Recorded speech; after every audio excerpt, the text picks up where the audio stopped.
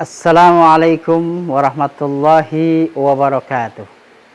Alhamdulillah, alhamdulillahi rabbil alamin, wabihi nasta'in wa ala umuri dunya waddin, wassalatu wassalamu ala ashrafil anbiya wal mursalin, wa ala alihi wa ashabihi ajma'in, amma ba'd. Rabbi shrah li sadri wa yassir li amri wa hlul 'uqdatam min lisani yafqahu qawli. Pemirsa Shaimin, Shaimat, dimanapun Anda berada. Pada perjumpaan yang lalu, kita telah membahas dua kunci meraih kebahagiaan, meraih kesuksesan dunia dan akhirat. Yang pertama adalah selalu bersyukur kepada Allah Subhanahu wa Ta'ala dengan segala nikmat dan karunia Allah yang telah sampai pada diri kita. Yang kedua, memperbanyak istighfar, mohon ampun kepada Allah Subhanahu wa Ta'ala tatkala nikmat itu terasa serat datang kepada kita, terasa lambat datang kepada kita, memperbanyak istighfar. Yang terakhir, kata ulama, untuk meraih kesuksesan, kebahagiaan dari dunia sampai akhirat sebagai realisasi, untuk terrealisasinya daripada doa kita kepada Allah Subhanahu wa Ta'ala, kata ulama, iza asobatka musibatun faksir min qawli la haula wa la quwata illa billahil aliyyil azim. Apabila kau menemui satu kesulitan, kau menemui satu permasalahan yang amat sangat berat kau rasakan, kata ulama, perbanyak mengucapkan kalimat la haula wala quwata illa billahil aliyyil azim. Tiada daya, tiada upaya kecuali pertolongan Allah Subhanahu wa Ta'ala. Setiap orang punya masalah. Suatu saat kita akan memperoleh atau mendapati sebagai ujian dari Allah Subhanahu wa Ta'ala, ada masalah yang amat sangat berat. Anjuran ulama kita agar kita terbebas, agar kita menjadi orang yang bahagia dari dunia sampai akhirat, perbanyaklah mengucapkan kalimat la haula wala quwata illa billahil aliyyil azim. Kalimat ini mengandung penyerahan diri, tawakal kepada Allah secara total, mengandung daripada pertolongan Allah Subhanahu wa Ta'ala. Kita mengakui diri kita bahwa diri kita ini lemah, diri kita tidak mampu, tidak daya, tidak upaya. Semua urusan kita serahkan kepada Allah Subhanahu wa Ta'ala. Maka tatkala ada masalah yang begitu berat, perbanyak kalimat tersebut. Kenapa? Kalimat itu mengandung pertolongan Allah Subhanahu wa Ta'ala.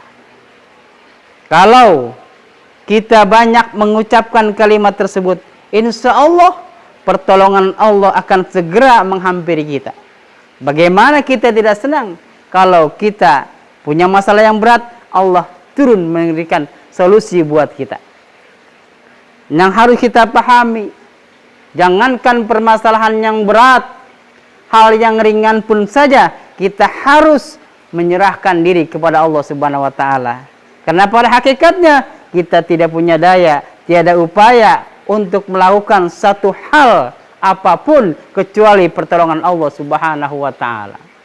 Oleh karenanya, tatkala muazin berkumandang, dia mengucapkan kalimat Allahu Akbar, Allahu Akbar, jawabannya pasti sama, Allahu Akbar, Allahu Akbar.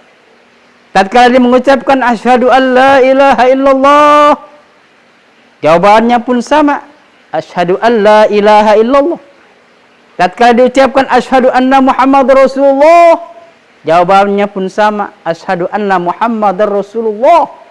Tapi tatkala muazin mengucapkan hayya 'alas shalah, hayya 'alal falah, dua kalimat tersebut jawabannya berbeda. Tidak dijawab dengan kalimat hayya 'alas shalah atau hayya 'alal falah. Tapi kalimat yang keluar sebagai jawabannya adalah la haula wala quwwata illa billahil aliyyil azim. Ini menandakan apa? Jangankan hal yang berat, hal yang ringan saja seharusnya kita serahkan semua urusan kepada Allah Subhanahu wa taala. Ketika azan berkumandang hayya 'alas shalah, berapa beratnya melaksanakan salat? Subuh cuma 2 rakaat. Zuhur 4 rakaat, asar 4 rakaat, maghrib 3 rakaat, isya 4 rakaat. Jangankan kita yang sudah tua, anak-anak pun mampu untuk melaksanakan itu. Tapi kenapa? Kenapa banyak orang yang berat? Karena itu taufik dan hidayah pertolongan Allah Subhanahu wa taala. Maka untuk meraih, melaksanakan kebaikan, jangankan yang berat, yang kecil pun harus kita berserah diri kepada Allah Subhanahu wa taala.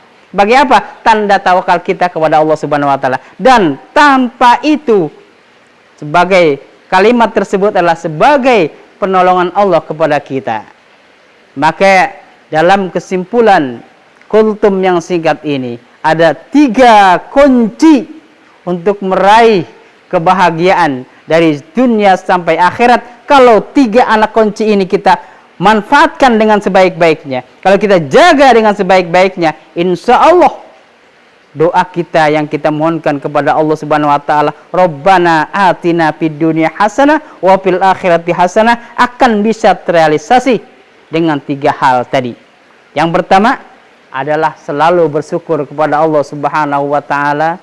Yang kedua, selalu mohon ampun kepada Allah Subhanahu wa taala. Yang ketiga, berserah diri, pasrahkan diri kepada Allah Subhanahu wa taala atas semua urusan kita, baik yang ringan maupun yang berat. Mudah-mudahan dalam kita semua ini, dalam menjalankan kehidupan di dunia yang fana ini, Allah berikan kita taufik dan hidayah sehingga kita bisa menjalankan apa yang diajarkan, ditawarkan oleh ulama kita, sehingga kita mencapai kebahagiaan dari dunia sampai akhirat. Demikian kultum singkat ini. Mudah-mudahan ada manfaatnya, terutama untuk pribadi saya, umumnya untuk pemirsa sekalian. Lebih kurangnya mohon maaf. Billahi taufiq wal hidayah. Wassalamualaikum warahmatullahi wabarakatuh.